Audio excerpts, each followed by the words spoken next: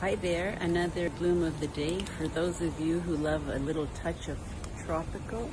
Here's a bougainvillea vine. It gives you a little bit of a memory of maybe the Far East or the Middle East or tropics, the Caribbean, or maybe it reminds you of the Mediterranean regions.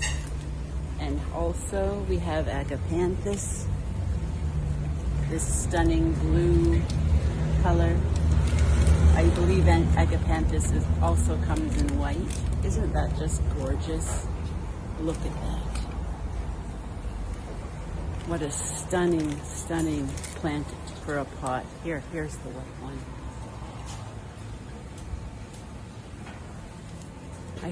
I'm beginning to really enjoy the calm of the white color. Even these petunias en masse. It has a calming effect, right? And then we have mandevilla vine over here, a nice tall one.